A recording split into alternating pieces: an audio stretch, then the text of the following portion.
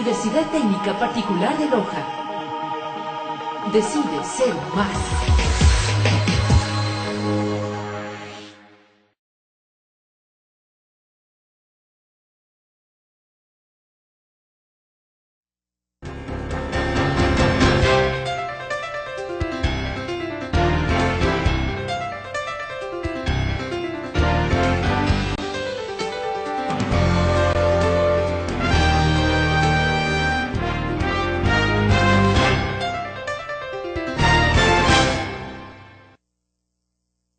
Muy buenos días con todos los estudiantes posgraduantes que están tomando este módulo de modelos pedagógicos y diseño curricular. Bien, esta conferencia virtual tratará de sintetizar en lo posible estos dos componentes fundamentales del módulo, es decir, lo que respecta a modelos pedagógicos y lo que respecta a diseño curricular. Obviamente dejaremos unos cuantos minutos al final para dar orientaciones tanto sobre la evaluación a distancia como orientaciones para la evaluación presencial. Encontrar un texto en el que se conjugue modelos pedagógicos y diseño curricular es sumamente difícil. Por eso es que la universidad ha creído conveniente que el texto básico sea uno que habla exclusivamente sobre diseño curricular, mientras que la guía hace referencia al componente de modelos pedagógicos. Continuemos. Vamos con conceptos generales, que es necesario contextualizarlos para poder de alguna manera introducirnos ya en la parte teórica de los modelos pedagógicos. Si quisiéramos hacer una especie de cuadro sinóptico, si quisiésemos hacer unos niveles de concreción sobre estos elementos teóricos, diríamos que sobre todo en la cúspide de la pirámide está un paradigma. ¿Pero qué es un paradigma? Un paradigma es una constelación global de convicciones, valores y comportamientos compartidos por una comunidad, inconsciente colectivo aceptado a priori como verdadero. Se forma generalmente en periodos largos de tiempo. No es fácil de cambiarlo por otro nuevo, tiene un sustento teórico o ideológico, es un patrón desde el cual vemos y juzgamos las cosas. Distintos paradigmas ofrecen distintas interpretaciones de la realidad. Resulta que en educación se habla mucho de paradigmas, pero a veces se nos hace muy difícil entender qué son estos. Pero la mejor manera de hacerlo es pues diciendo lo que está en la diapositiva. Un paradigma, sí, es un conjunto de conceptos teóricos que nos hacen actuar a las personas. Pero fundamentalmente un paradigma está en el inconsciente de la persona y de un colectivo. Pero ojo, un paradigma no se lo forma de la noche a la mañana, ni tampoco se lo destruye de la noche a la mañana, o se lo sustituye por otro de la noche a la mañana. Para que un paradigma llegue a tal, tiene que pasar muchísimo tiempo, varios años. Yo diría, personalmente, tiene que pasar más de 1 o 2 décadas.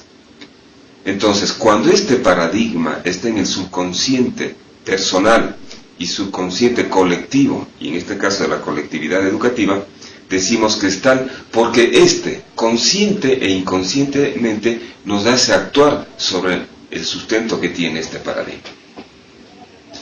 Pero ahora veamos qué es un modelo. ¿Qué es un modelo?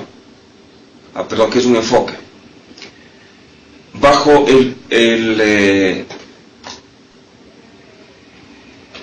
paradigma se encuentra el enfoque. Un enfoque se fundamenta en una teoría científica, o sea, no puede haber un enfoque que no tenga un sustento teórico, imposible. Pero este enfoque fundamentalmente hace que se conciba la educación desde una perspectiva, desde una arista. Y además de concebir a la educación desde esta perspectiva o arista, organiza y realiza la educación y el aprendizaje. Es un nivel mucho más específico del nivel de procesos de enseñanza-aprendizaje, pero todavía sigue siendo general, todavía no es específico. Vamos a llegar a uno de ellos. Son muchos más cerrados y limitados que un enfoque. Se centran más en aspectos curriculares de la educación. Pierden vigencia a menos que se transforme en un paradigma. Los modelos pedagógicos resuelven las mismas preguntas de los currículos, solo que a mayor nivel de generalidad y abstracción. Es decir, los modelos pedagógicos responden a las preguntas básicas de qué se enseña, para qué se enseña, cuándo se enseña, cómo se evalúa, qué utilizo como recursos, etc. Pero fundamentalmente, y algo que no podemos perder de vista, es el hecho de que un modelo pedagógico tiene un sustento de teorías educativas. O sea, para hablar de un modelo pedagógico tenemos que necesariamente decir cuáles son las teorías que sustentan a este modelo pedagógico. Y como se lo ha manifestado hace un momento, este modelo pedagógico es mucho más concreto que el enfoque, mucho más concreto que el enfoque. Pero fundamentalmente los modelos pedagógicos, ¿sí?, se centran más en los aspectos fundamentalmente curriculares de la educación, mientras que los enfoques y los paradigmas, si bien es cierto, se centran también en, pero van mucho más allá de este contexto curricular. O sea, abarcan toda una concepción teórica o ideológica de lo que es una educación o un proceso de enseñanza-aprendizaje. Tenemos las corrientes. Las corrientes son líneas de pensamiento pedagógico con carácter innovador, que se encuentran en proceso de investigación. Ojo a esta palabra. Las corrientes se encuentran en procesos de investigación. También se encuentran en procesos de sistematización y validación. Tendencias fuertes que no tienen todavía la estructura de un modelo. O sea, una corriente no tiene una estructura de un modelo. Lamentablemente en nuestro medio, y no solo en nuestro medio, sino a nivel mundial diría yo, se hace que ciertas corrientes con fines un poco de marketing o propagandísticos se los considere ya modelos. Y eso en eso hay que tener mucho cuidado. O sea, una corriente hay que entenderla desde el punto de vista que todavía está estructurándose, ¿sí? Todavía está estructurándose. Ahora, una corriente tiene una ventaja, ¿sí? Tiene una gran ventaja. Si bien es cierto, no tiene el fundamento de un enfoque ni la amplitud de un paradigma, pero ganan muchos adeptos y crean una escuela propia. Estimulan la investigación definitivamente las corrientes. Al ser algo nuevo, la gente trata de investigar en eso. Los educadores tratamos de investigar en eso. Pero corren un gran peligro las corrientes, ¿sí? Podrían convertirse en modas o en ideologías absolutistas. Yo no quiero ser quien diga qué es una corriente o qué es un modelo, o si determinado modelo es una corriente o no es un modelo. Yo creo que ustedes, desde la perspectiva de la investigación científica, de la investigación pedagógica, serán quienes tomen esas decisiones. De todas maneras, la bibliografía mundial ya hace referencia a cuáles son en forma puntual los modelos existentes o los modelos pedagógicos que han existido. Bien, pero siguiendo con este tema, bajo las corrientes tenemos las tendencias. Ojo, bajo las corrientes tenemos las tendencias. Repito, en la cúspide de la pirámide están los paradigmas. Bajo los paradigmas están los enfoques. Bajo los enfoques están los modelos pedagógicos. Bajo los modelos pedagógicos están las corrientes. Y bajo las corrientes están las tendencias. Pero veamos qué es una tendencia en educación. Es un impulso, una inclinación, deseo, aspiración hacia algo. Hacia cambiar un aspecto fundamental de la educación y fundamentalmente a cambiar elementos curriculares de la educación. Es una perspectiva educativa que complementa, refuerza o modifica un paradigma, un enfoque, un modelo o una corriente. No tienen tradición ni posicionamiento pedagógico. Ojo, aquí la palabra clave es esa, que no tienen tradición ni posicionamiento pedagógico. Es decir, algo que asoma recién hace 1, 2, 3, 4, 5 años, no puede convertirse o no puede ser todavía un modelo, porque no tiene tradición y posicionamiento. Y la condición para que sea modelo pedagógico es que tenga posicionamiento. Pero además, es más un proyecto a largo plazo que una realidad inmediata, porque básicamente pertenece o se está en la fase de investigación prospectiva. Está sectorizado en grupos o países y le falta mayor sustento teórico y validación práctica. También es clave esta última frase. Está sectorizada, las tendencias están sectorizadas en grupos o países. Le falta mayor sustento teórico y validación práctica. Un poco regresando a esta estructura o nivel de concreción de estos elementos, imaginemos que tenemos que asoma una tendencia pedagógica. Esta tendencia pedagógica, si gana muchos adeptos, si hay gente que investiga en esta área, puede subir a la siguiente escala de corriente pedagógica. O puede que no, que quede ahí, que quede una moda, que quede en una especie de novelería educativa y no sube al siguiente escalón. Pero puede darse el caso que suba al escalón de corriente pedagógica. Y le puede suceder lo mismo.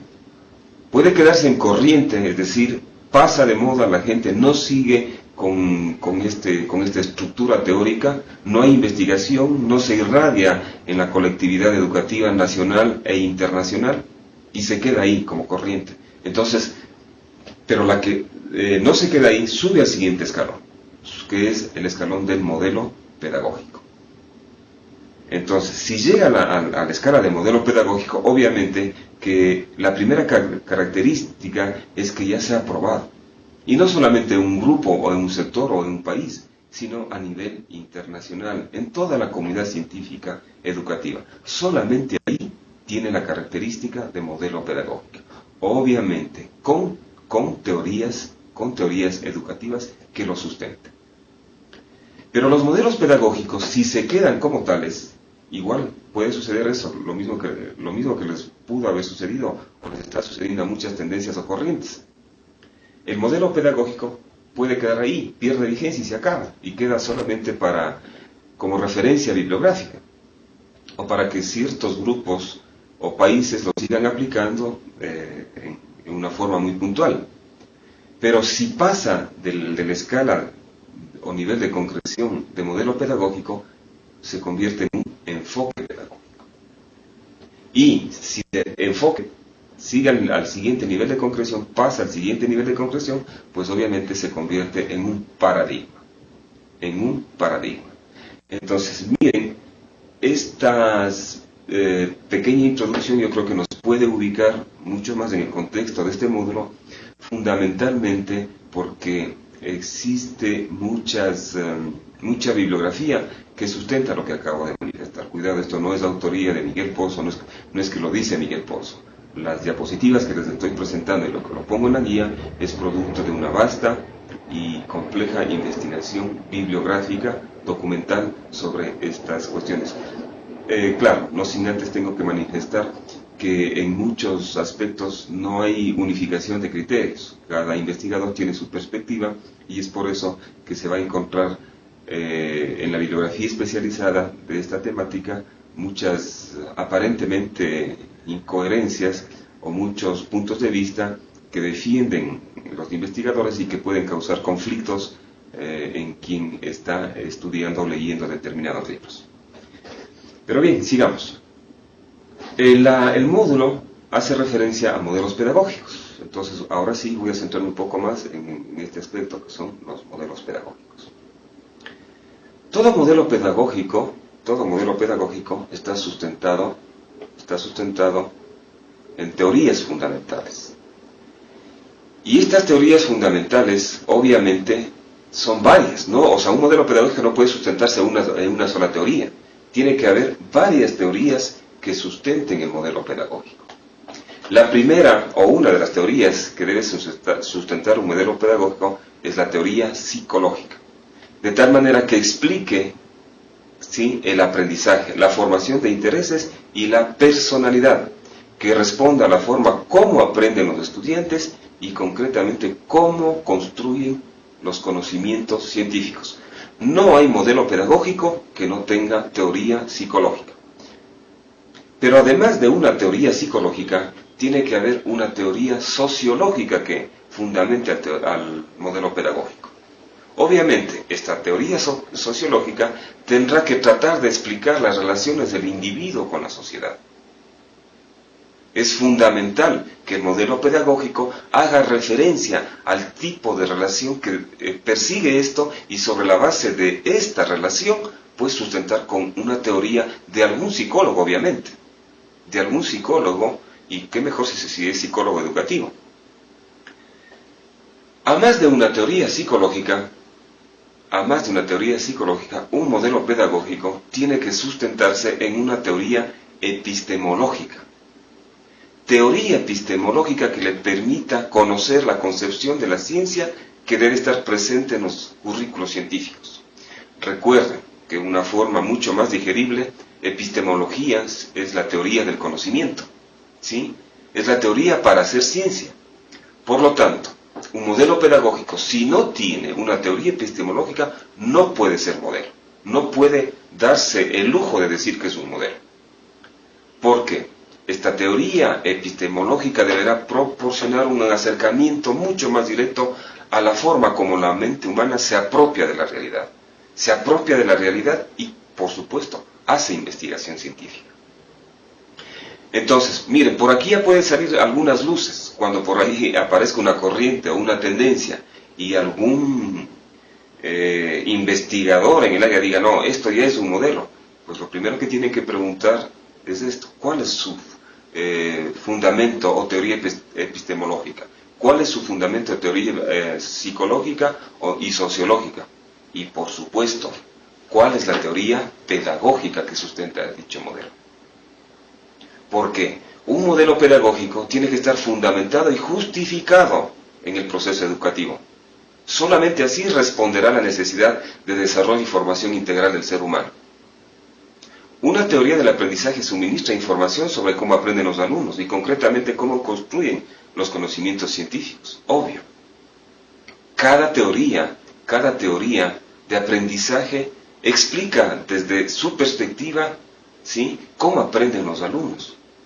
No todas las teorías pedagógicas manifiestan que los alumnos aprenden de tal o cual manera. No, hay una gran variedad. Y, finalmente, un modelo pedagógico tiene que sustentarse en una teoría didáctica. Obviamente, teoría didáctica que deberá sustentar la planificación para preparar planes que respondan a orientaciones teóricas válidas. Pero ¿por qué? ¿Por qué un modelo pedagógico se sustenta en teorías y no en leyes? Recordemos, en educación no existen leyes educativas. Me refiero a las leyes de carácter teórico. Obviamente existen leyes de carácter normativo o legal, la ley de educación superior, la ley de educación media, etc., reglamentos.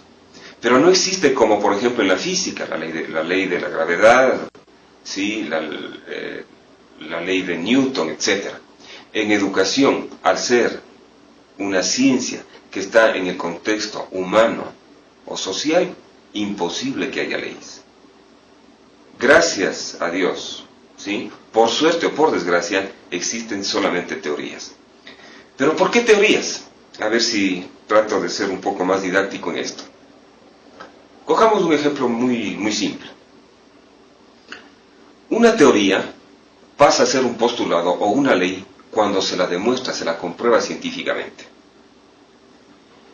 Pensemos en las teorías de las formas de la Tierra antes de 1492, antes del descubrimiento de Colón a las Américas. Había varias teorías sobre cómo era la Tierra. Una de ellas era que tenía forma elíptica, otra teoría de la forma de la Tierra era que la Tierra era plana, que estaba sobre el lomo de elefantes, los cuales estaban parados en unas tortugas que nadaban en mar de leche, etc.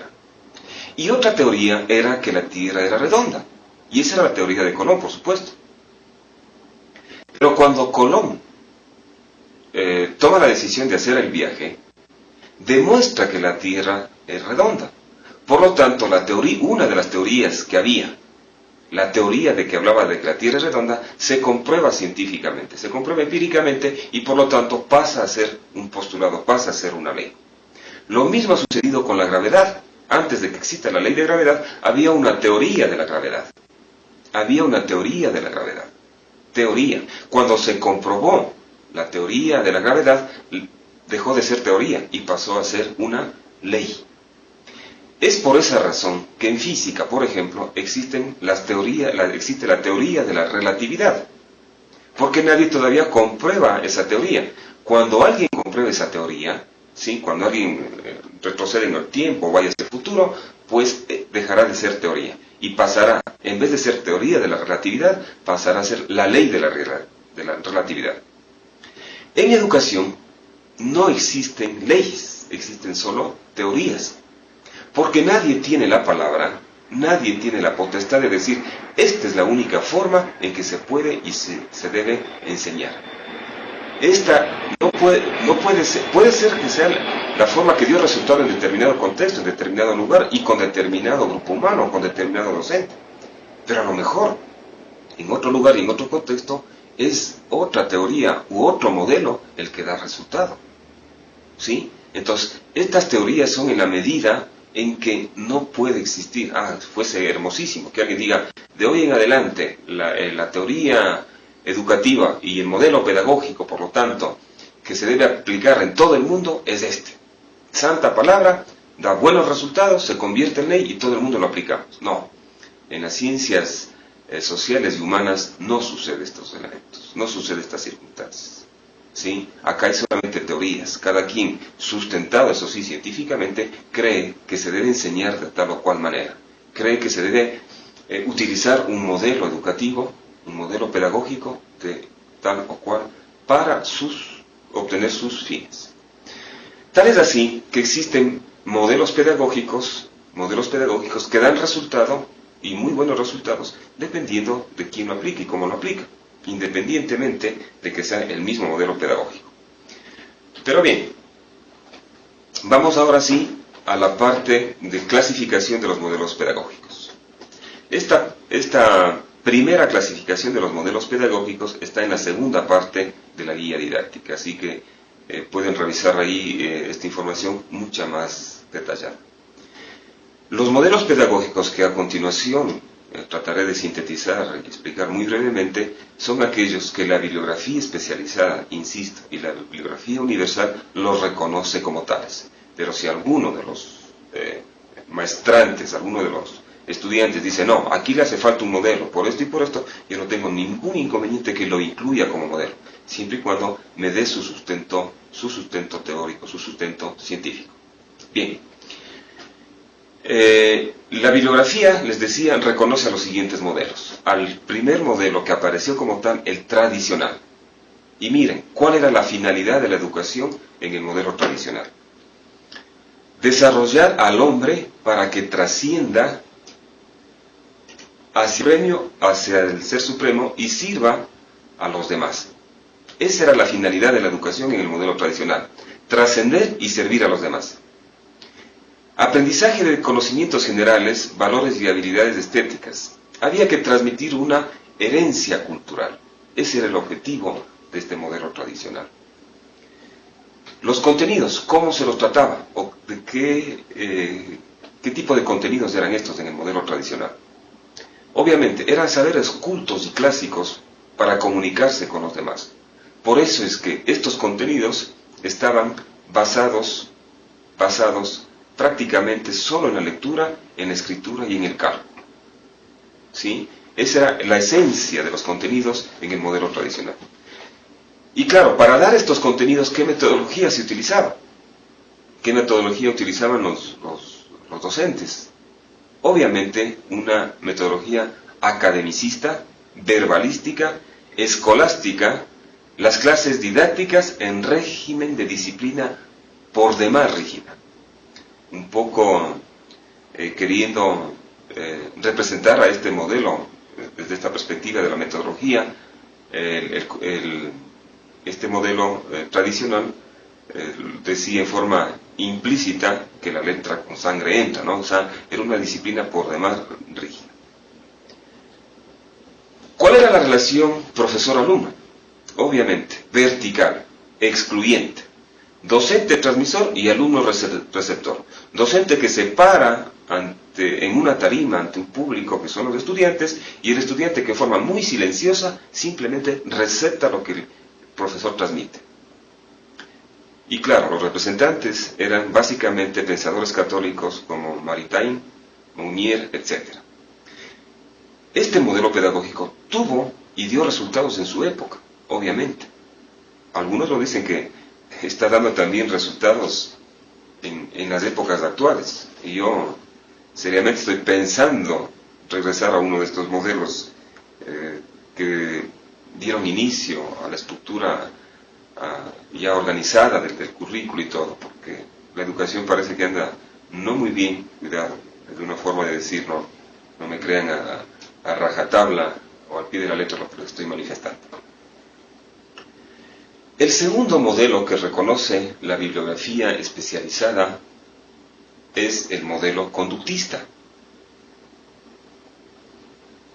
Este modelo conductista también se lo encuentra con diferentes nombres en diferentes textos. Algunos los llaman pragmatista, otros desarrollista tecnicista, ¿sí? Pero lo importante es tener en cuenta qué es lo que caracteriza o describe a este modelo conductista. Vamos con el primer elemento, la finalidad de la educación. La educación es básicamente un instrumento para el desarrollo económico. Ese es el objetivo fundamental de la educación. Y para llegar a hacer esto, obviamente, hay que condicionar las conductas juveniles para integrarse sin problemas a la producción. Moldeamos cerebros, moldeamos conductas, moldeamos personas de tal manera que se conviertan en entes eminentemente productivos, que sirvan a la sociedad. Pero para cumplir este objetivo, ¿qué tipo de contenidos se trata en este modelo pedagógico? Obviamente, los conocimientos tienen que ser eminentemente prácticos y útiles para adiestrar a las nuevas generaciones en la estructura productiva. Si es que yo quiero integrar a la estructura productiva a un grupo humano en la concepción de este modelo pedagógico, obviamente tengo que priorizar la práctica. De tal manera que la práctica de muchas destrezas adiestren a las personas y salgan con ciertas capacidades de tal manera que se integren a esta estructura productiva. Pero ¿qué metodología para dar estos contenidos? Se planificaba o se planteaba objetivos, luego venía una ejercitación del comportamiento, una especie de estímulo, ¿no? Reacción, refuerzo, comprobación de resultados, fijación de nuevas conductas. Entonces, miren, la estructura metodológica de este modelo estuvo basado en la psicología, ¿se acuerdan de Pavlov, del perrito con la campanita cuando tenía hambre y todo lo demás? Básicamente de eso. Ustedes ya lo encontrarán en la guía didáctica y en el texto básico mucha información sobre el tema. Pero ¿cuál era la relación profesor-alumno en este modelo conductista? También vertical. Igual que en el anterior, que en el modelo tradicional, la relación era eminentemente vertical. Pero aquí el profesor ya era un ingeniero conductual, que moldea comportamientos deseables. El alumno seguía siendo pasivo, más atento a la asimilación y reproducción que a la creación y elaboración. Pero ya da este modelo ciertas libertades a los estudiantes para crear y elaborar constructos propios. Pero sigue siendo muy limitado.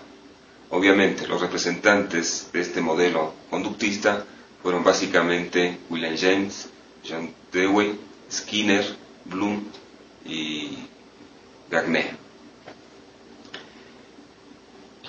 El tercer modelo que reconoce la bibliografía especializada es el modelo naturalista.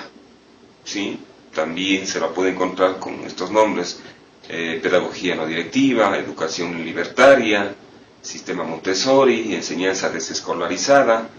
Son algunos de los nombres con los que se los identifica también a este modelo.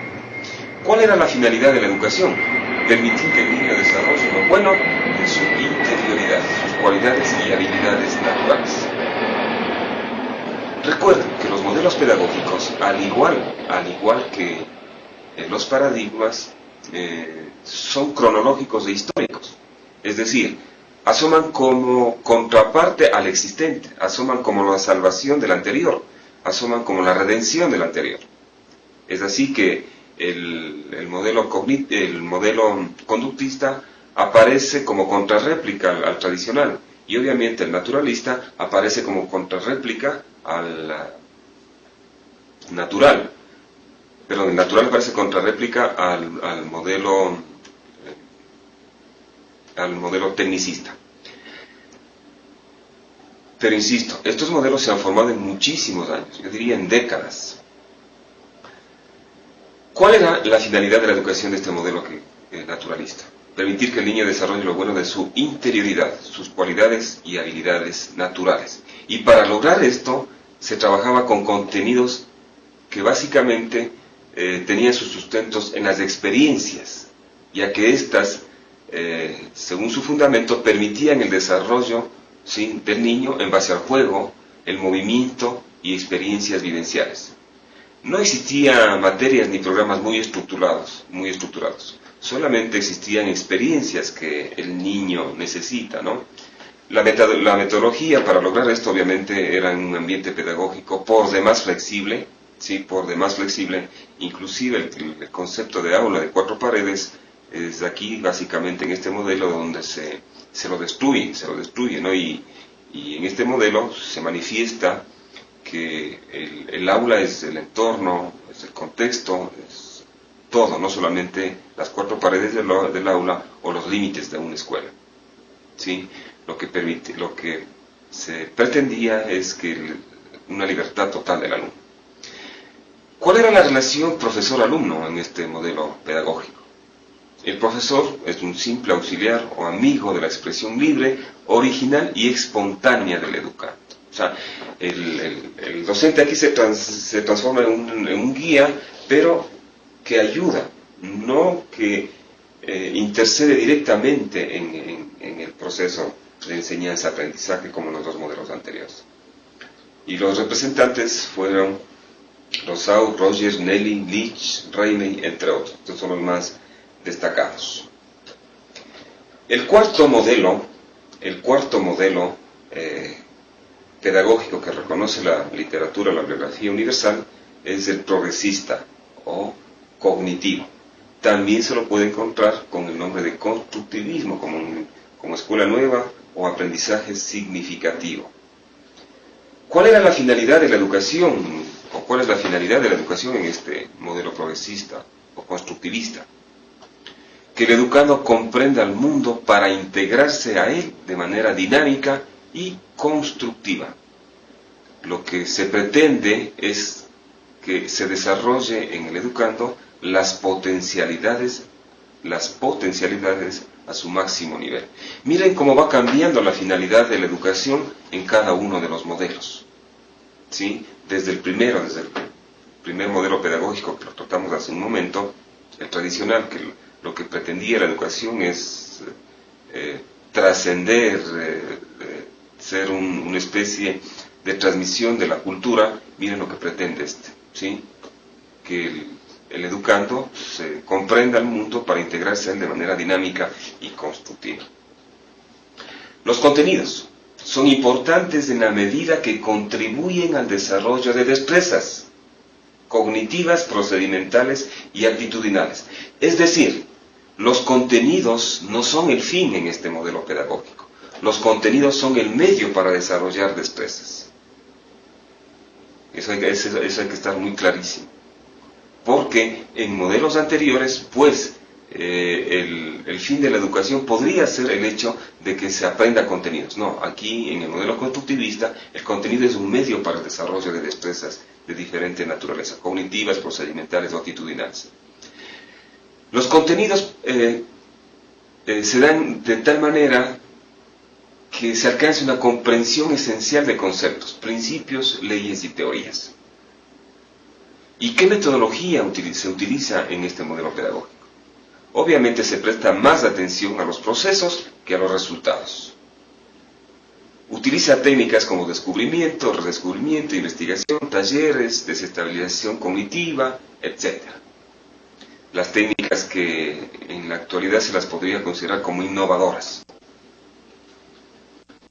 ¿Cuál era la relación profesor-alumno? ¿O cuál es la relación profesor-alumno en este modelo? Obviamente directa. El profesor propone las orientaciones, tareas, proyectos y desafíos, y el alumno adopta una actitud de búsqueda, investigación y descubrimiento. ¿Sí?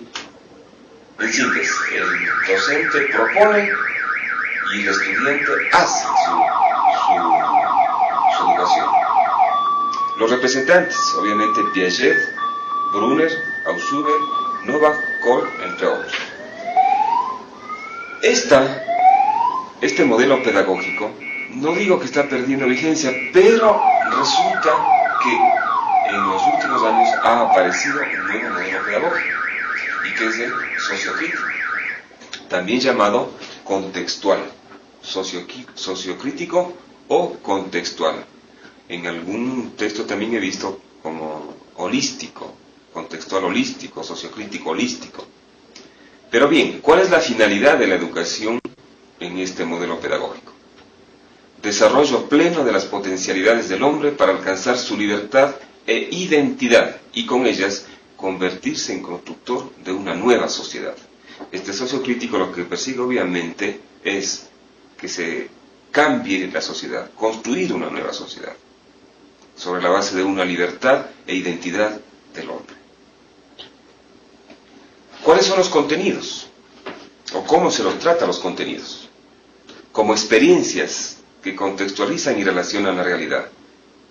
Se vale de los problemas y necesidades del entorno para comprender a la luz de la ciencia y actuar sobre ellos buscando alternativas de solución. Miren, se parece en algo al constructivismo. Se parece en algo al constructivismo en lo que respecta a los contenidos.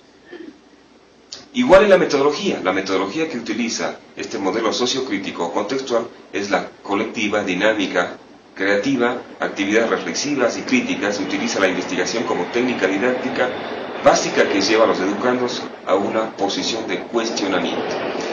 Otro aspecto fundamental de este modelo pedagógico es el hecho también de que se prioriza el trabajo en equipo.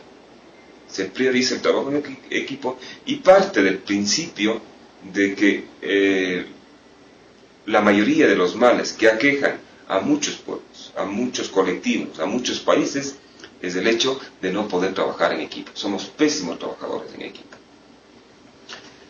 Es más, en este modelo hay un tratado teórico completo sobre procesos, metodologías sobre trabajo en equipo. La relación profesor-alumno es eminentemente democrática y participativa, tal vez más que en el constructivismo, y los representantes son Freire, ¿sí? Habermas, Albrecht, Giraud, Carlos Lerena, Sea, Dussel, etc. Bien, todos estos elementos que hemos tratado en esta primera parte, están en la segunda parte de la guía didáctica. Y ustedes ven, son 5 modelos pedagógicos. Insisto y repito lo que dije en algún momento: si alguien no está de acuerdo con uno de ellos, dice este no es modelo, no, yo creo que este es modelo pedagógico, el que yo he estudiado últimamente, el que he visto en bibliografía especializada, pues tiene toda la libertad de hacerlo. Tiene toda la libertad de incluirlo, inclusive en una de las tareas que ya les explicaré luego, donde se va a hacer una síntesis de todos estos modelos pedagógicos. Hay una segunda manera de clasificar a los modelos pedagógicos, pero desde una perspectiva un poco más teórica, diría yo, y es la que la ubico en la tercera parte de la guía didáctica. Esta segunda manera de clasificar a los modelos pedagógicos obviamente está relacionada con las teorías del aprendizaje. Y vamos a ver de una forma muy rápida que tengan un contexto sobre lo que acabo de mencionar. Insisto, esta segunda manera de clasificar hace referencia a la relación que tiene el modelo pedagógico con las teorías del aprendizaje. El modelo tradicional.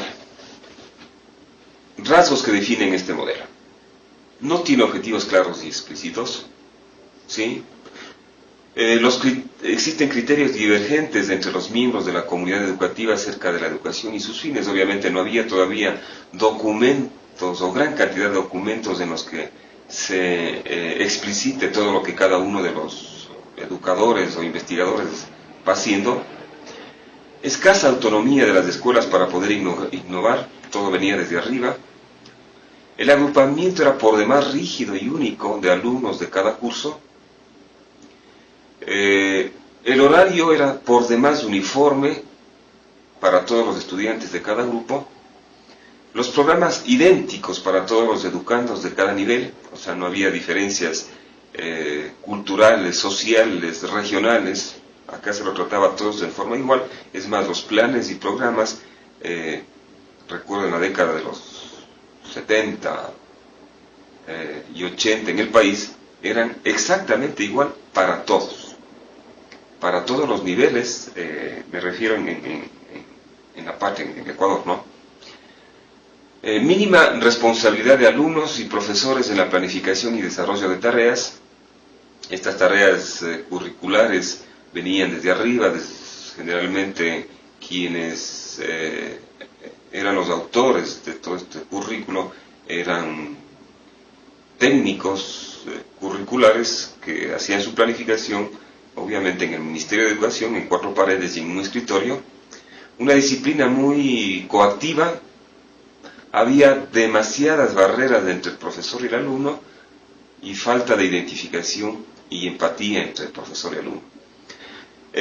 Yo estoy hablando cuando hablo de este modelo, hablo en tiempo pasado, ¿no? Digo, existió, y a lo mejor es un error que estoy cometiendo, no debería decirlo de esa manera, porque alguien puede estar convencido que el modelo tradicional, pues, es el que hay que aplicarlo, y lo está aplicando. Yo respeto mucho ese criterio, y pues si lo aplica y le da buenos resultados, bien por ese educador, perdón. ¿Cuáles son las teorías que sustentan el aprendizaje en este modelo? Todavía no había muchas teorías, y son pocas realmente. Teoría de la mente depósito, la que básicamente hace referencia a que el conocimiento se adquiere y almacena a través de la información y el esfuerzo. La teoría de las facultades, la mente ya posee todas las facultades. La educación simplemente lo que tendría que hacer es despertarlas y ejecutarlas por medio de la adquisición de conocimientos y obviamente conocimientos organizados en materias, en unidades, etc. Y la teoría sensual empirista, la que básicamente la tesis de esta teoría es que el aprendizaje es un proceso que va desde fuera del individuo hacia adentro, es decir, donde pretendemos llenar los cerebros con información.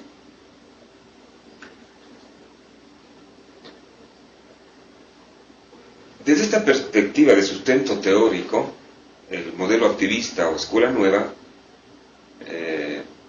pretende una identificación del aprendizaje con la acción, ya que la tesis en este modelo es que todo se aprende pero haciendo. Por lo tanto, obviamente la escuela debe facilitar la manipulación y experimentación por parte de los alumnos. El niño pasa a ser fundamental en los procesos educativos y tanto los programas como los métodos tendrán que partir de sus necesidades e intereses. Es decir, en esta escuela nueva, en este modelo activista, cumple un rol protagónico el docente y también fundamentalmente el educando. ¿Por qué? Porque el educando es el caldo de cultivo y es el lugar de donde se saca la información.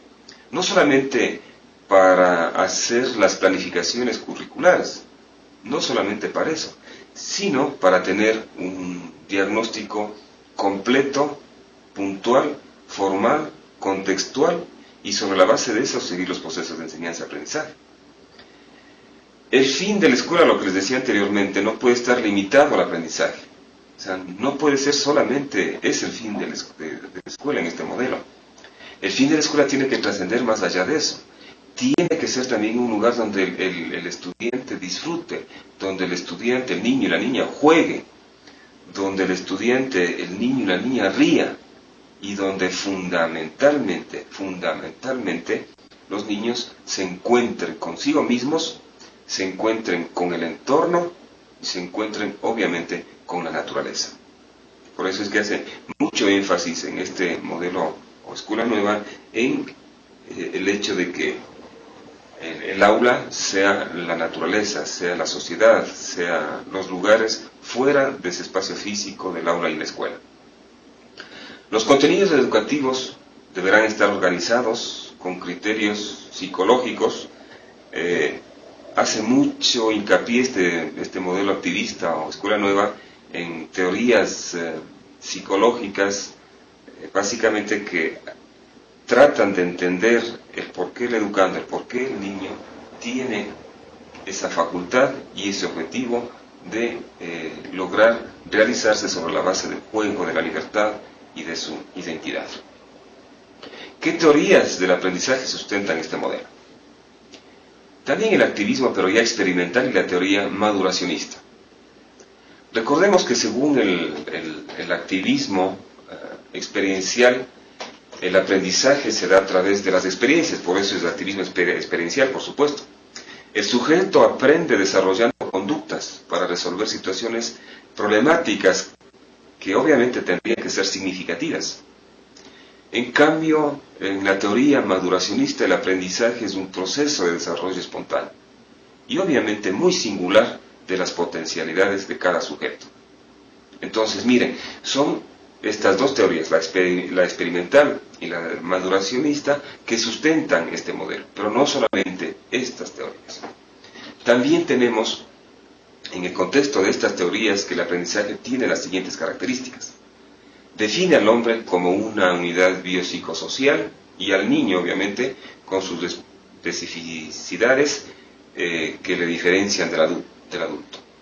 La tarea educativa en la concepción de estas teorías es necesariamente estar vinculada a los fenómenos psíquicos, psicológicos. En este contexto se realizan estudios sobre la génesis de la inteligencia y la influencia del medio ambiente y la herencia. Es aquí donde ya se descubre que realmente el medio ambiente influye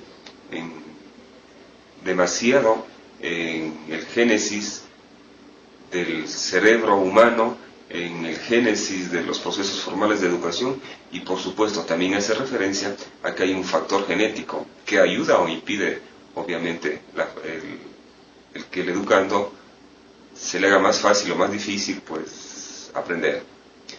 Todo lo que compromete en lo intelectual es porque primero se ha vivido, luego se ha actuado, luego se ha experimentado y finalmente se ha reconocido por los sentidos.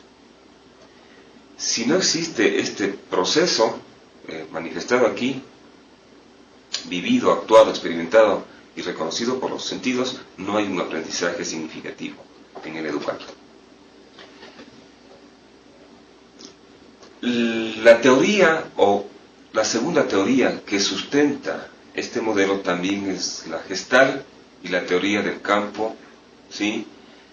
Los gestalistas, rechazan la teoría del ensayo-error de Thorndike, ya que según estos no se dan una serie de ensayos hasta obtener la respuesta adecuada, sino que súbitamente se estructura un campo perceptual.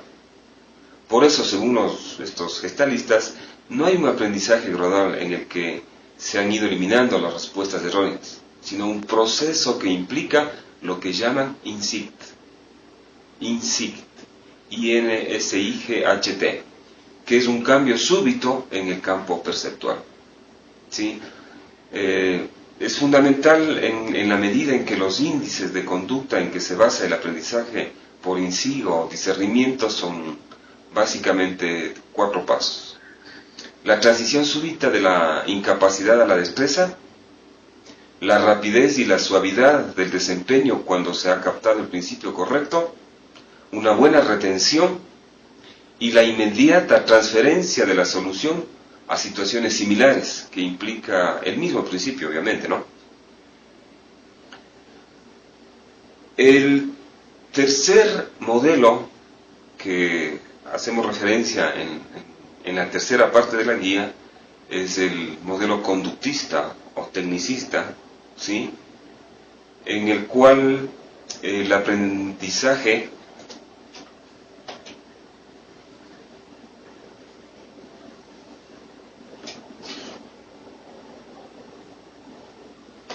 les decía, el modelo conductista tecnicista, en la pedagogía tecnicista el elemento principal pasa a ser la organización racional de los medios, ocupando el profesor y el alumno una posición secundaria, relegada a la condición de ejecutores de un proceso cuya concepción, planificación, coordinación y control quedan a cargo de especialistas supuestamente habilitados, neutros, objetivos e imparciales. Hagamos un breve análisis de lo que dice en este párrafo de la diapositiva. A ver, el modelo conductista se lo aplica, y fue también aplicado, en la medida en que los estados, especialmente aquellos totalitarios, diseñaron qué tipo de seres quieren para esa sociedad.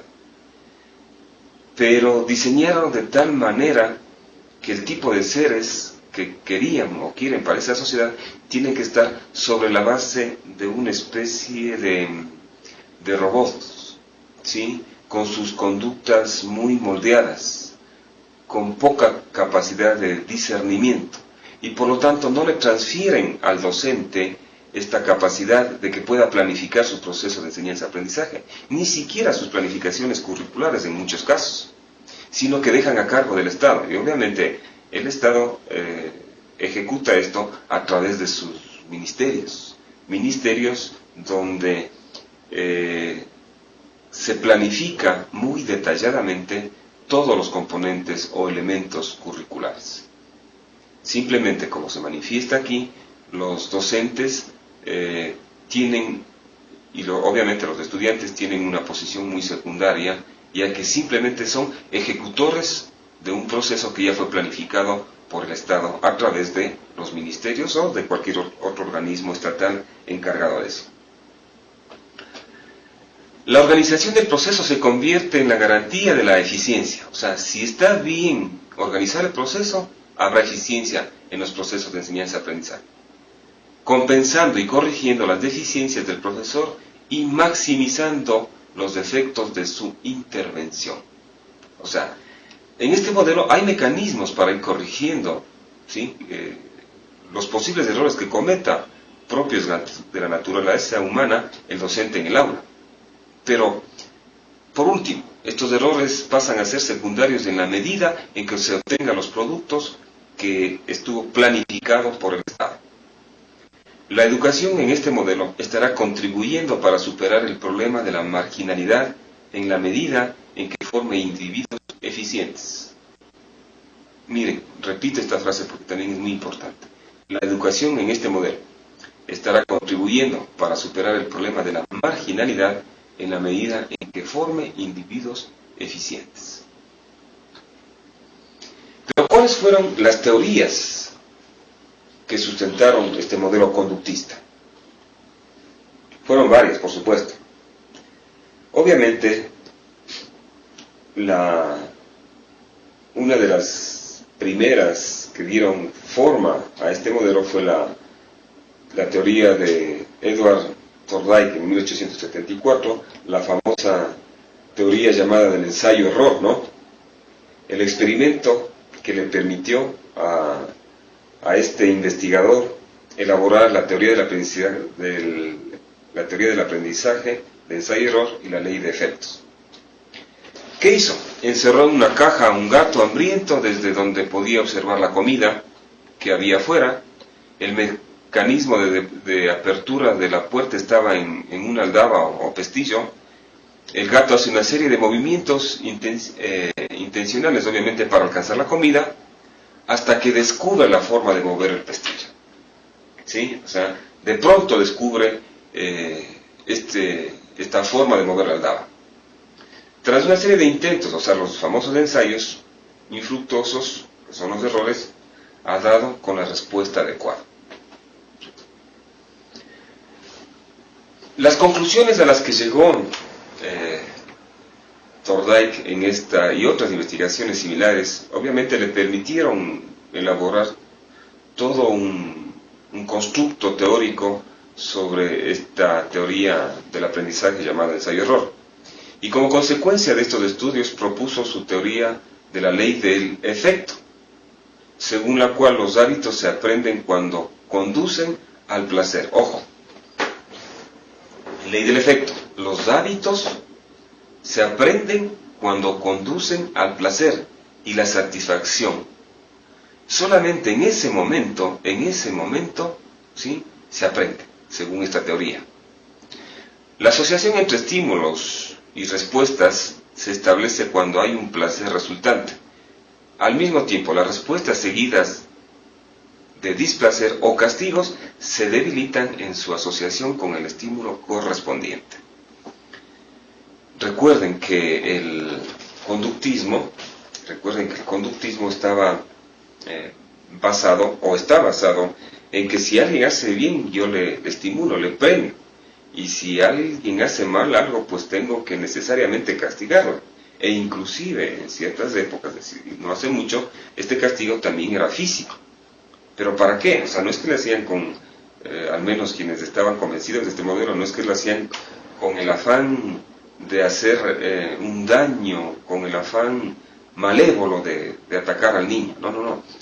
A lo mejor la esencia de castigar era para debilitar esos errores que estaba cometiendo, de tal manera que se vaya perdiendo de la mente ese error, esa malformación educativa. Pero insisto, era una manera propia del modelo.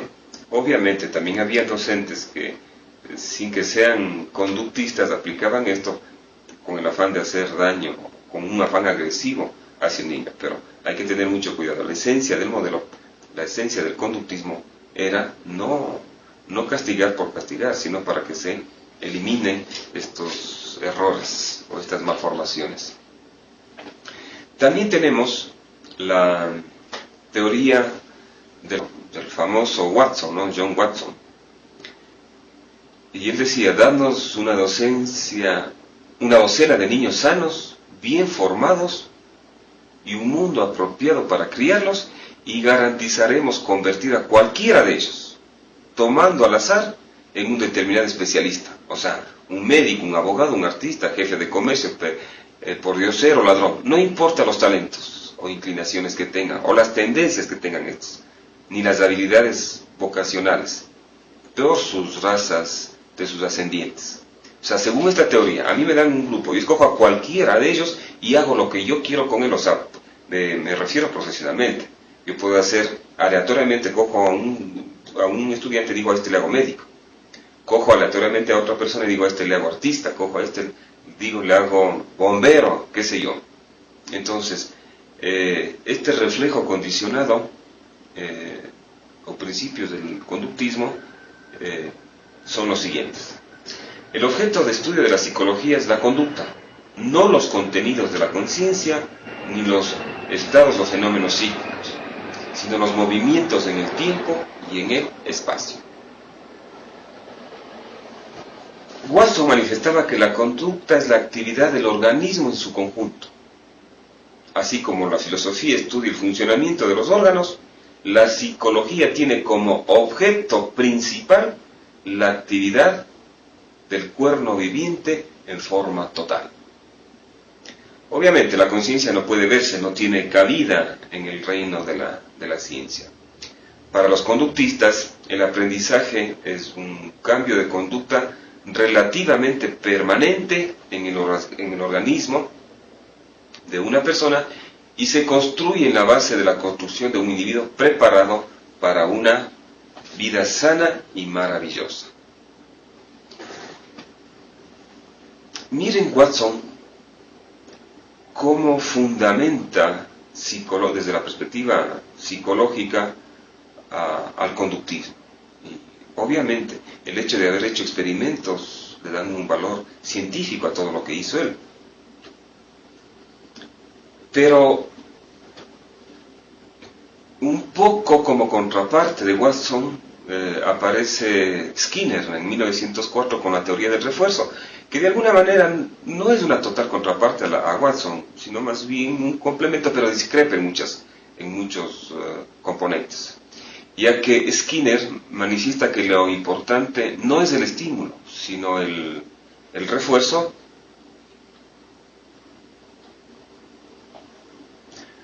Lo importante es saber disponer de la situación de aprendizaje de manera que las respuestas dadas por el sujeto sean reforzadas para que aumente la probabilidad de ocurrencia. Introduce dos tipos de aprendizajes: de respuesta operante, ilustra esta diferencia con su antecesor, o sea, Watson. El aprendizaje de respuesta es del condicionamiento en el sentido clásico, el aprendizaje operante, en cambio, del aprendizaje de respuestas instrumentales que surtieron efectos sobre el ambiente del individuo y que por lo tanto fueron aprendidas mediante refuerzos. Según esta posición de Skinner, en esta teoría del refuerzo, el ser humano es una combinación de su herencia genética, ¿sí?, y de las experiencias que adquiere en la interacción con su ambiente. O sea, no podemos decir en la concepción de esta teoría que una persona es lo que solamente su genética lo dice o lo que solamente su medio ambiente lo determina. Es el conjunto de estos dos componentes, genética y experiencias que se adquiere en la interacción con su medio ambiente. Obviamente que en este sentido el hombre es simplemente un animal que ha ido un poco más lejos que los otros en la escala psicogenética, ¿no? Y eso fue uno de los supuestos errores o de los sustentos que sus detractores lo tomaron muy en serio y que obviamente también lo argumentaron y con muchas investigaciones de por medio. Una cuarta teoría en el conductismo que la sustenta, la teoría de aprendizaje, obviamente es la aplicación del enfoque sistémico. La aplicación del enfoque sistémico. Y todos sabemos que el padre del enfoque sistémico es Robert Gardner, ¿no? Robert Gardner manifestó que el aprendizaje es un proceso que permite a los organismos vivos modificar sus comportamientos de manera suficientemente rápida y permanente para que dicha modificación no tenga que repetirse en cada situación nueva. Gardner aplica un enfoque ya más sistémico, ¿no?, con entradas, productos y salidas, obviamente, por eso es sistémico en el aprendizaje, dando importancia a fundamentalmente tres componentes.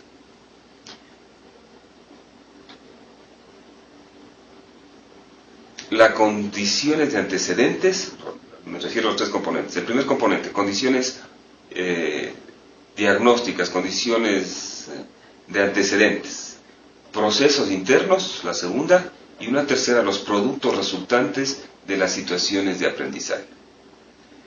Este es básicamente el enfoque sistémico que aplica Gardner. Y para Gardner, obviamente, las condiciones para el aprendizaje comprenden tanto los factores externos como los internos. Algo muy importante y que da luz a muchas teorías que aparecen a posteriori es el hecho de que en los factores externos Gardner manifiesta que existe una implicación de tres entradas: la contigüidad, la repitencia o repetición y el refuerzo. ¿Qué es la contigüidad? Es el tiempo entre el estímulo y la respuesta a ese estímulo. Y en este contexto, Gagné manifiesta que tiene que ser mínimo este tiempo entre el estímulo y la respuesta. Luego viene la repetición. Es decir, la situación de estímulo necesita ser repetida o practicada muchas veces, pero muchísimas veces, para que se estimule el aprendizaje. Aquí vienen los famosos deberes de 400 ejercicios, ¿no? Donde al cabo de repetir muchísimas veces ejercicios similares, obviamente se logra el aprendizaje según esta teoría. Y luego viene el refuerzo. Miren, continuidad, repetición, y luego viene el refuerzo. ¿Qué dice Gagné para que exista el refuerzo? Tiene que necesariamente el aprendizaje ser un nuevo acto que deberá ser fortalecido cuando su ocurrencia es seguida por un estado satisfactorio, o sea, una recompensa o continuación de las expectativas. Veamos cómo vamos con el tiempo. En cambio, los factores internos, Gagné hace referencia a tres componentes: la información relevante, las habilidades intelectuales y obviamente las estrategias. Veamos de forma muy rápida cada uno de estos componentes. Información relevante, que debe estar obviamente presente en el modelo del aprendizaje y puede ocurrir de varias maneras. Pueden ser simplemente comunicadas al alumno, pueden haber sido aprendidas previamente por el alumno o pueden ser recuperadas de la memoria. Luego de la información relevante, en estos factores internos tenemos las habilidades intelectuales, obviamente, que es el lenguaje y otros símbolos que tiene que manipular el alumno para aprender y comprender nuevas cosas. Y finalmente tenemos las estrategias, que son de tipo genérico y pueden ser aplicadas a una variedad de situaciones. Gagné utiliza el concepto de evaluación por objetivos, ya que es una revolución, diría yo, en esa época cuando él lo propuso, a los modelos anteriores y a las teorías que se venían manejando. Bien, luego tenemos el modelo cognitivo. El modelo cognitivo, donde la metáfora básica, veamos una diapositiva.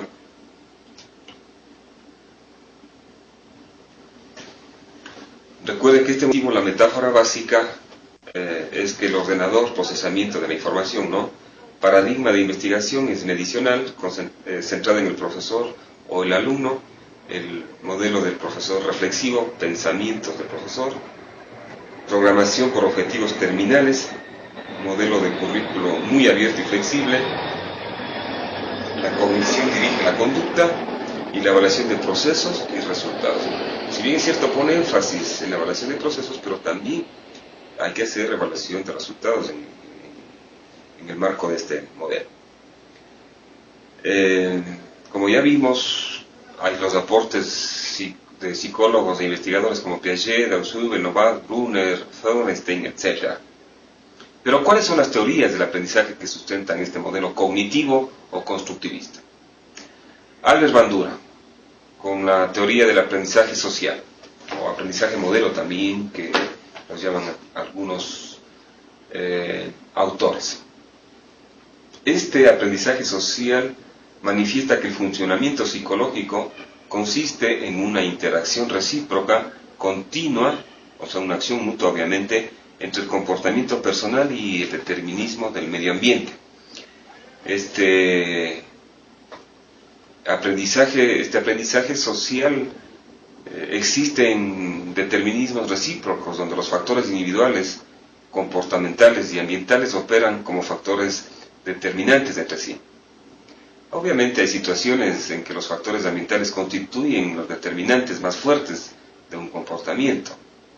Y también hay otros en que los factores individuales propios determinan el curso de los sucesos ambientales. Piaget,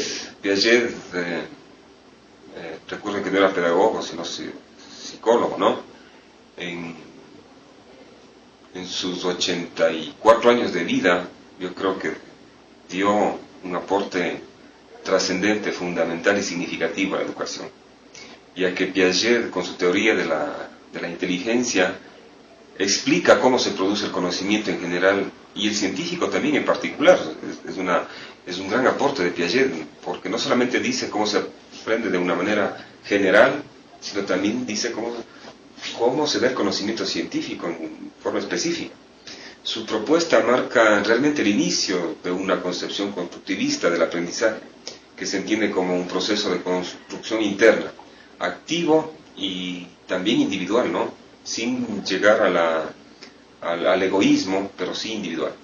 El desarrollo cognitivo, para Piaget, supone la adquisición sucesiva de estructuras mentales, cada vez mucho más complejas, progresivas, cronológicas. Dichas estructuras obviamente se van adquiriendo evolutivamente en sucesos, fases o estadios caracterizados cada uno por un determinado nivel de desarrollo psicobiológico. Pero, ¿cuáles son los estadios de desarrollo cognitivo que plantea Piaget? Son tres, ¿no? Son tres, en el documento están detallados cada uno de estos y los subcomponentes de cada uno de estos estadios.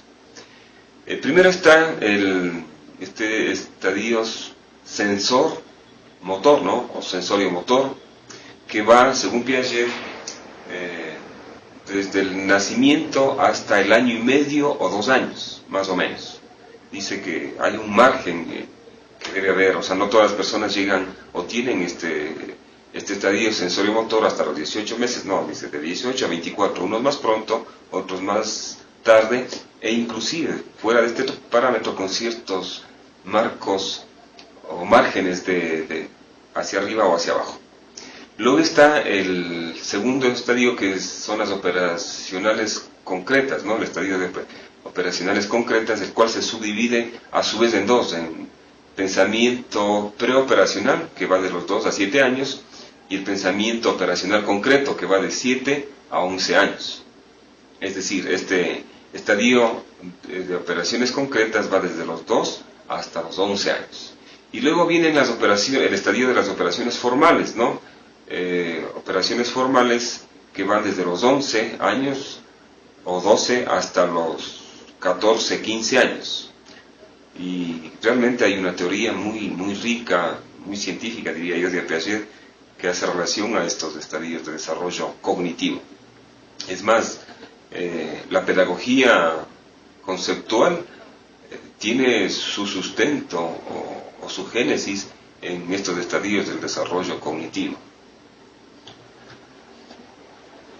En el cognitivismo o constructivismo, una de las fundamentales teorías del aprendizaje que sustentan este modelo es la de Piaget, de Jean Piaget, el desarrollo de la inteligencia.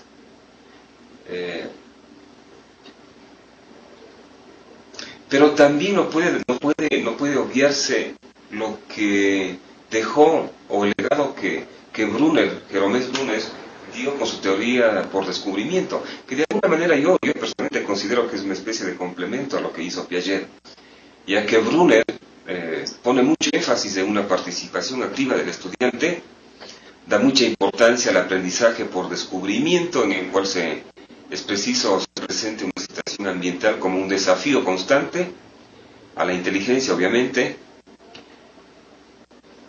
impulsando al estudiante a resolver problemas. Lo que pretende Brunner es dar una especie de estímulos para que resuelva problemas, y más aún a conseguir un fin último de cualquier proceso de instrucción, es decir, la transferencia del aprendizaje. Esta transferencia del aprendizaje, según Brunner, obviamente, tiene que estar enmarcada en ciertos procesos también sistémicos que le permitan no solamente transmitir, sino empoderarse con estos aprendizajes y que les sean perdurables en su mente. Brunner parte de una tesis fundamental y manifiesta textualmente: si la superioridad intelectual del hombre es la mayor de sus aptitudes, también es un hecho lo que le es más personal, esto es, que ha descubierto lo que ha descubierto por sí mismo. Con esto Brunner quiere significar que el descubrimiento favorece al desarrollo mental.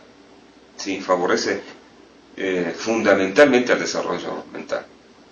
Brunel también manifiesta que el descubrimiento de un principio o de una relación, no solo de un principio, hecho por un niño, es esencialmente idéntico, tanto en el proceso al que el científico hace en su laboratorio. Obviamente a una escala mucho menor, ¿no? En esencia, el descubrimiento consiste en transformar o reorganizar la evidencia de manera de poder ver mucho más allá de ella. O sea, no puede ser la evidencia solamente el objetivo del constructo educativo. No, tiene que ir mucho más allá de esa evidencia.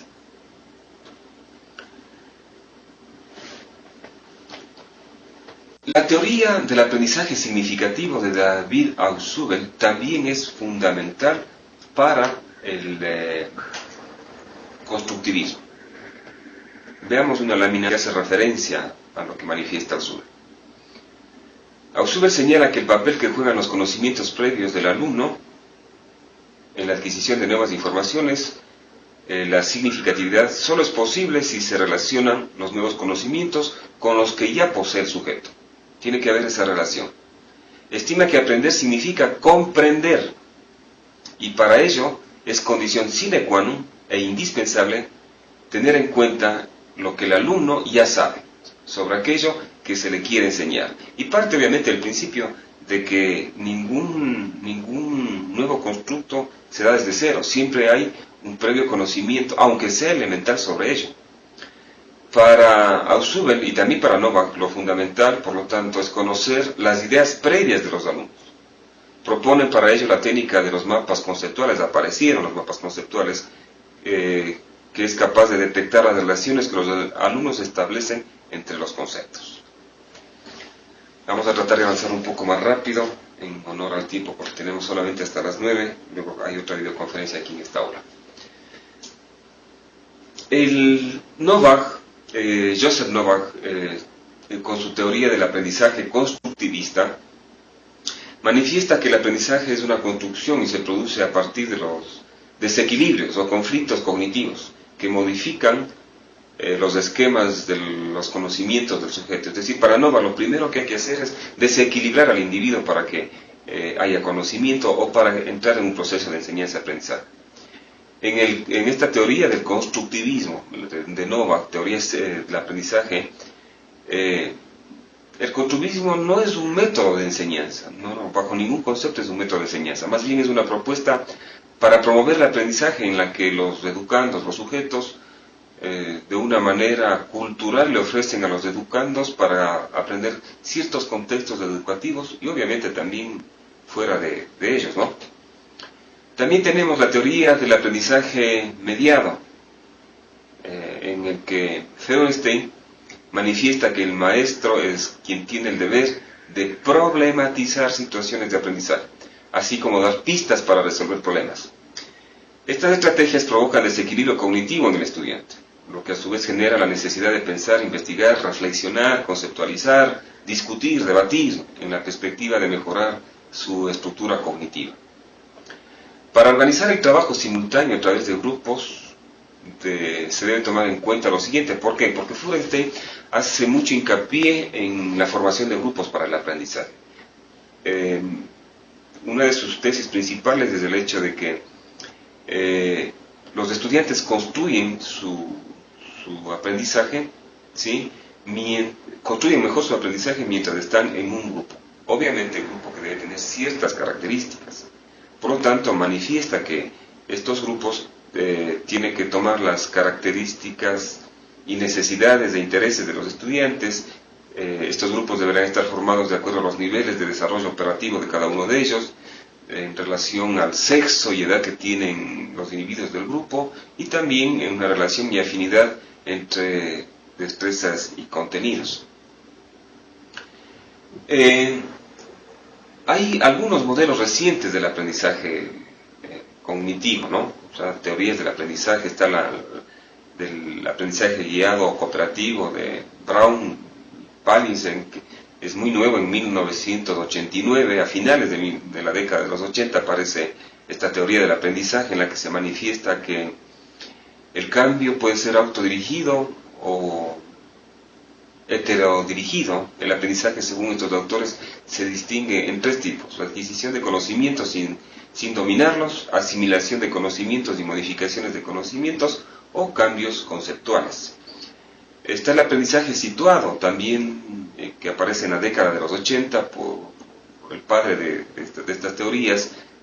Son tres, ¿no? Brown, Cummings y Dubin, y manifiestan que la enseñanza debe asemejarse a una comunidad en la que se respira un clima tal que la naturaleza, tal de naturaleza que los estudiantes se sientan identificados con la tarea que realizan, y sobre todo abiertos a las mejoras permanentes de la tarea colectiva en la que todos participan, para que todos aprendan, obviamente, de todos aprendan y de todos, especialmente de los más experimentados o de los más expertos. Esa es la ventaja también de un grupo, ¿no? De que en un grupo bien guiado, los que saben menos van a aprovechar de los que saben más.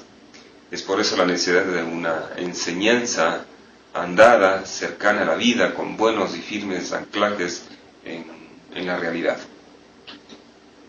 Está el aprendizaje estratégico de Jones, que aparece esta teoría en 1991. Miren, son teorías recientes.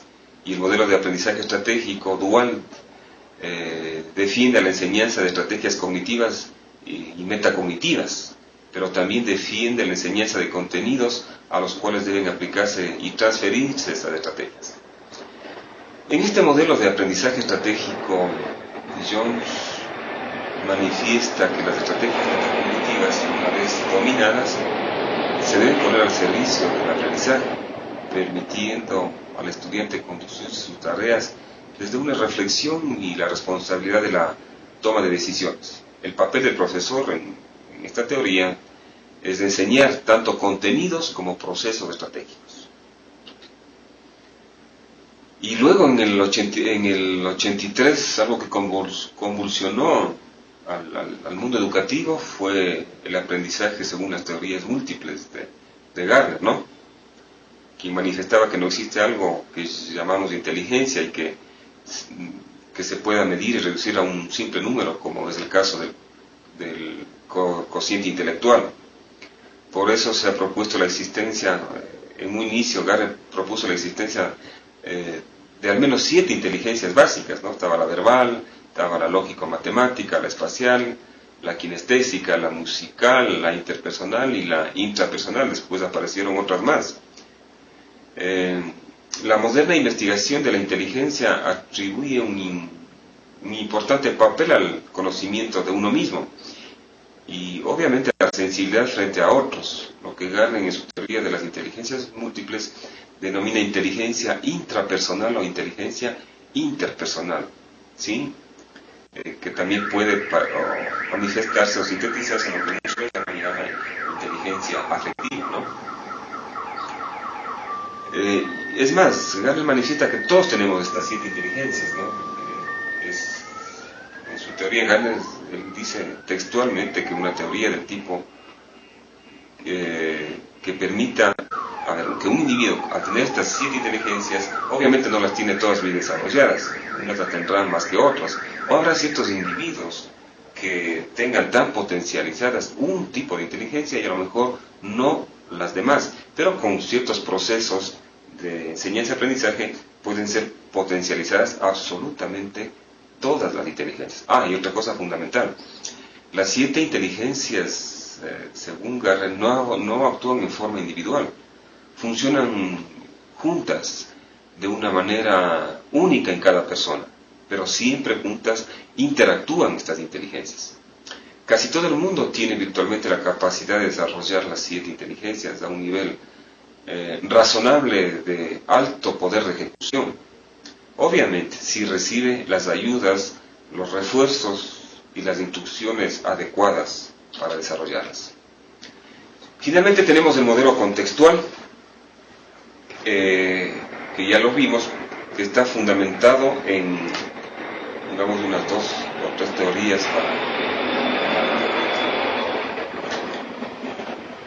Freud, con su teoría de conducta y aprendizaje, es el que aporta al modelo contextual o sociocrítico.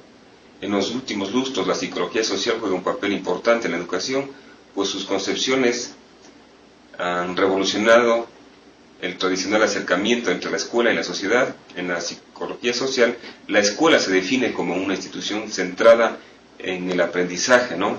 Esto es obvio, de alguna manera Freud trata mucho sobre este tema. Y una segunda teoría, la de Lev-Vygotsky, con su teoría de la zona de desarrollo próximo o potencial. Las funciones mentales aparecen dos veces en la vida de una persona, manifiesta Vygotsky. Primero aparecen en el plano social e interpersonal, ¿no? Después en el plano intrapersonal, o sea, con los demás, en la relación que tenemos con los demás. La dirección, pues, del aprendizaje es de lo externo a lo interno. Miren, el aprendizaje va de lo externo a lo interno, en cambio, y de lo social a lo individual. La conducta debe existir en la sociedad antes de que pueda llegar a ser parte de la conducta interna del individuo. O sea, no es que primero hay una conducta individual para luego llegar a una conducta social. No, al revés, según Vygotsky, ¿no? Primero tiene que existir una conducta social y de la conducta social se forma la conducta personal o individual. Bien. Todo lo que acabo de manifestar está detallado en la guía didáctica. Tres componentes: generalidades referentes a modelos pedagógicos, una primera manera de clasificar a los modelos pedagógicos y una segunda manera de clasificar a los modelos pedagógicos sobre la base de teorías del aprendizaje.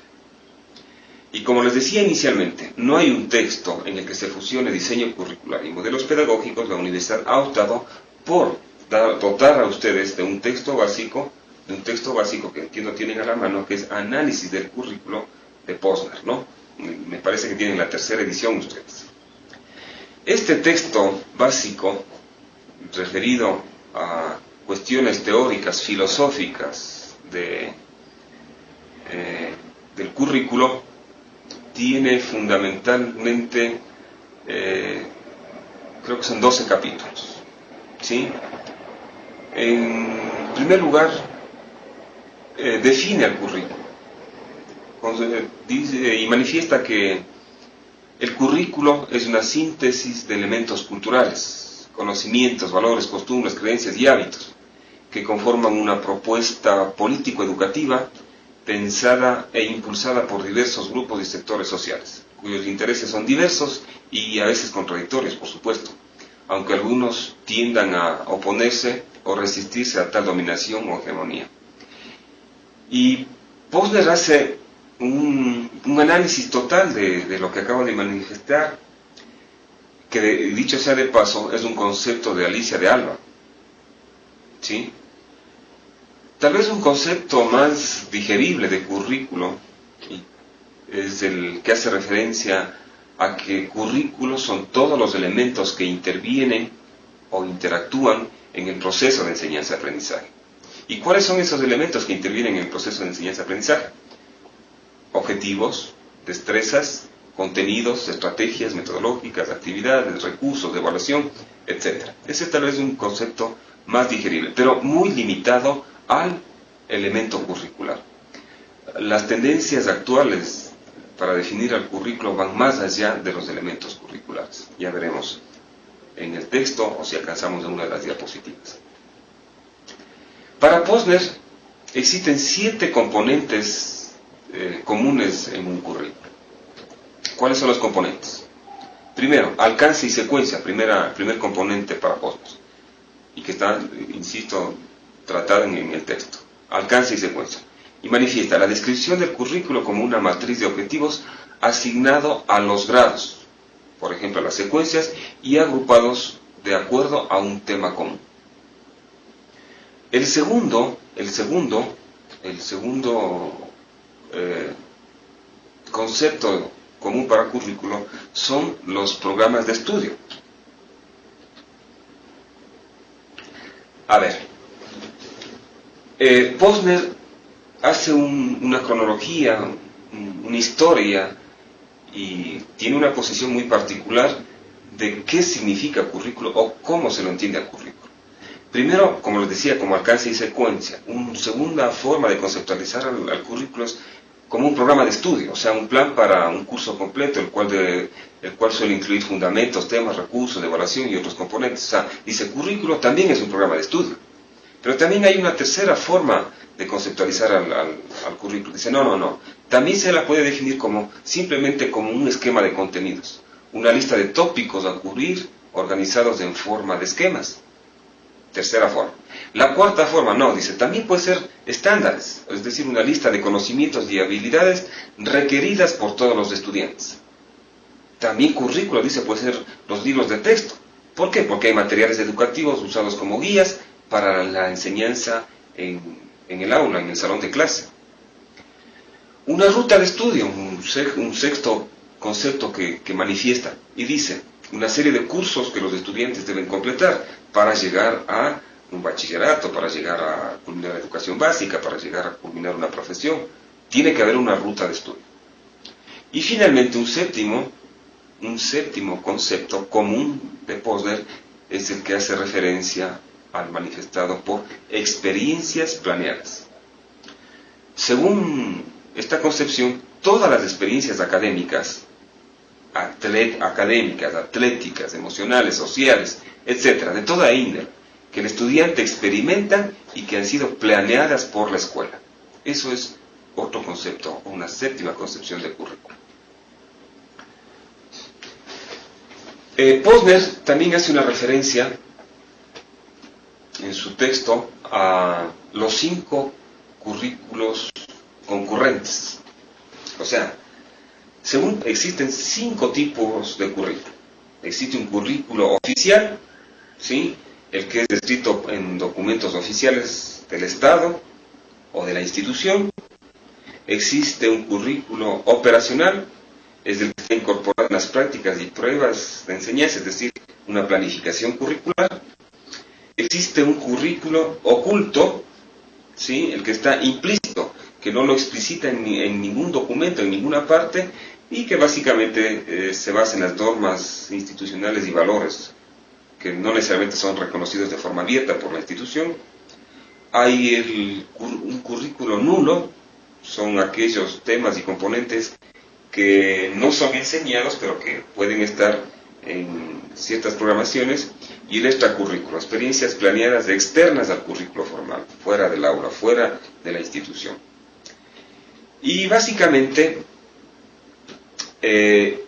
Posner en su texto hace referencia a 5 perspectivas del currículo. El capítulo 3, tal vez el más interesante, sin decir que los otros no lo sean, de Posner, ¿no? Y estas 5 perspectivas que manifiesta en el capítulo 3 hace a la perspectiva tradicional, en la que básicamente se genera bajo la pregunta cuáles son los aspectos más importantes de nuestra herencia cultural que deben ser preservados, a la experimental, ¿sí?, que se basa en la pregunta cuáles experiencias conducirán a un crecimiento saludable del individuo, una perspectiva estructurada por disciplinas, que se basa en la pregunta de qué es la estructura de las disciplinas del conocimiento, la conductista, en la que si al término del currículo, se hace la pregunta al término del currículo, ¿qué deben los estudiantes ser capaces de hacer? La constructivista, con la pregunta ¿cómo aprenden las personas a entender el mundo y a pensar de manera más creativa y productiva? También en el capítulo 7, que pido en las tareas también que se lo revise, hay 3 enfoques de la organización del currículo. Son perspectivas en conflicto según Posner, ¿no? Miren, 3 enfoques para organizar el currículo. Hay el enfoque de lo general a lo particular, ¿sí?, en el que tiene un sustento epistemológico, un sustento psicológico, o educativo, curricular y de desarrollo o de proceso.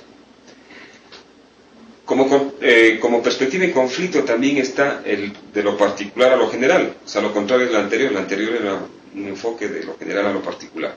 Este también tiene su fundamento, por cuestiones de tiempo no lo vamos a tratar, y un tercer enfoque para el diseño curricular es el de proyectos, ¿sí? El de proyectos. Bien, como no nos queda mucho tiempo, vamos a dar una breve explicación, especialmente para la gente que no es de acá de Quito, sino para de los demás sitios, porque con los de Quito me quedaré unos 5 minutos hablando sobre las actividades a distancia. Las actividades a distancia no son difíciles. Voy a pasar las diapositivas y documentos que ustedes también tienen en su mano. Las actividades a distancia están divididas en 3 niveles. El primer nivel, en cada nivel hay 2 actividades. Nivel de contextualización. La primera actividad, realice una síntesis explicativa de cada uno de los siguientes elementos teóricos. Ustedes tendrán que hacer una síntesis de las definiciones de currículo, que está en el capítulo 1 del texto básico, de las perspectivas teóricas conductista y constructivista del currículo, que está en el capítulo 3, de las 5 perspectivas del propósito y contenido del currículo, que está en el capítulo 4, y finalmente de los 3 enfoques de la organización del currículo, que está en el capítulo 7, los enfoques que les había dicho, de lo general a lo particular, de lo particular a lo general y de proyectos. Bien, esta síntesis, repito, esta síntesis explicativa, ustedes la pueden hacer como ustedes deseen. Pueden utilizar para eso síntesis en forma de redacción, pueden utilizar cuadros sinópticos, pueden utilizar mentefactos, pueden utilizar lo que a ustedes les parezca. Lo que a mí realmente me interesa es que sinteticen esa información de tal manera que puedan ustedes entenderla. La segunda actividad, se les solicita elaborar un cuadro sinóptico en el que se expliquen las teorías de aprendizaje que sustentan a cada uno de los 5 modelos pedagógicos planteados en la guía didáctica. Es decir, para hacer esta actividad tienen que remitirse a la tercera parte de la guía didáctica, donde están todas las teorías de aprendizaje que sustentan a los 5 modelos pedagógicos. Recuerden, son 5 modelos pedagógicos. Cada modelo pedagógico tiene teorías del aprendizaje que lo sustentan. Y lo que tienen que hacer ustedes es un cuadro sinóptico en el que expliquen, ¿sí?, y entiendan o hagan entender cada una de estas teorías. Son solo 2 actividades de contextualización. Para el nivel de comprensión también hay 2 actividades, una del texto básico y otra de la guía. La del texto básico. Desde la perspectiva del significado del currículo, explique con sus propias palabras cada uno de los 5 currículos concurrentes. Cada uno de los 5 currículos concurrentes. O sea, ustedes tienen que explicar con sus propias palabras qué es currículo nulo, qué es currículo oculto, qué es currículo... los 5 currículos concurrentes que están en el texto básico. No quiero conceptos muy largos, muy extensos. Digeribles sí, pero no muy extensos. La segunda actividad es realizar una definición propia de cada uno de los siguientes términos: currículo, modelo pedagógico, pedagogía, teoría del aprendizaje y didáctica. Estos conceptos ustedes pueden elaborarlos no solamente sobre la base de la guía y del texto básico. Es más, estoy seguro y convencido que van a encontrar mucha más información en la bibliografía complementaria que está expresada en la guía. ¿Sí? Es importante observar, y se van a dar cuenta que existen varias formas de conceptualizar a cada uno de estos 5 elementos. Por favor, posiciónense con una, la que ustedes crean que más se apega a su convicción teórica, a su convicción de formación inclusive. Y luego viene una actividad de dominio. Esto es fundamental. La primera actividad de dominio o para la primera actividad de dominio, ustedes tienen que guiarse o remitirse a la segunda parte de la guía didáctica, donde está la primera manera de clasificar a los modelos pedagógicos. Esta matriz, permítanme que haga hincapié, les servirá no solamente para la evaluación a distancia. Esta matriz les va a servir de muchísimo para la evaluación presencial. Y en esta matriz, lo que van ustedes a relacionar es a cada modelo pedagógico con una serie de elementos o variables de relación. En forma horizontal, si ustedes se remiten al documento donde está la guía, la evaluación a distancia, está los modelos pedagógicos, los 5 modelos, y en forma vertical existen 6 variables de relación. Está la concepción del hombre, la fundamentación epistemológica, la finalidad de la educación, los contenidos, la metodología y la relación profesor-alumno. Yo ya lo manifesté en esta exposición, pero también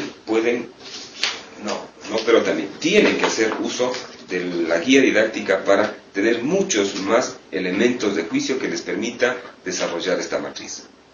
Y finalmente viene una segunda actividad que es un ensayo, sí, es un artículo de ensayo. ¿Qué se les solicita? Les leo textualmente. Sobre la base de que la planificación curricular es de vital importancia en el desarrollo de la enseñanza-aprendizaje en las instituciones educativas, se les solicita realizar un análisis crítico del problema principal que se suscita en este contexto de la planificación curricular. O sea, ¿cuál es el problema principal que se suscita con respecto a la planificación curricular en su institución? Si no quiere hacer de su institución, hágalo de su región, de su ciudad o del país. Puede coger cualquiera de estos elementos. Pero lo importante no es solamente señalar el problema, sino las causas y consecuencias. ¿Sí? Realice lo solicitado tomando como referencia la institución donde usted labora o en general, ¿sí?, de la localidad donde usted reside. Puede hacer esto para el nivel básico, o sea, para educación básica, o preescolar, o para bachillerato o para educación superior. No hay ningún inconveniente para cualquiera de los niveles. Repito, la idea es que detecten el problema, manifiesten el problema, argumenten el problema con sus causas y consecuencias, en no más de 2 páginas. Insisto, en no más de 2 páginas. Y no está por demás decirles que la redacción y el estilo tienen que ser de calidad de un posgraduante, ¿no? Bien, para la evaluación presencial. Para la evaluación presencial existen solamente preguntas de ensayo breve. Solamente preguntas de ensayo breve. El estudiante que haga las actividades a distancia, no va a tener ninguna dificultad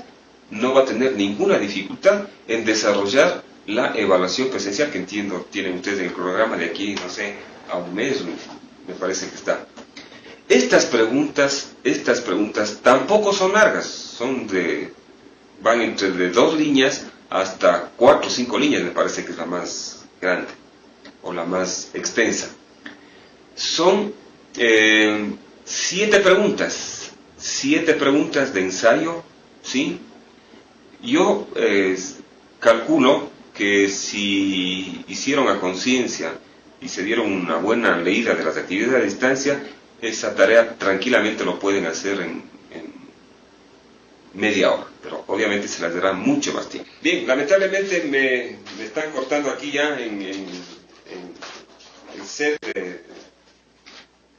de la universidad, y no duden en llamarme por teléfono. Tienen ustedes mi número de celular, mi número de oficina. No duden en escribirme en el EVA o al correo particular si tienen alguna inquietud. Yo con mucho gusto y con 1000 agrado solventaré a la medida de mis posibilidades las inquietudes que tengan ustedes.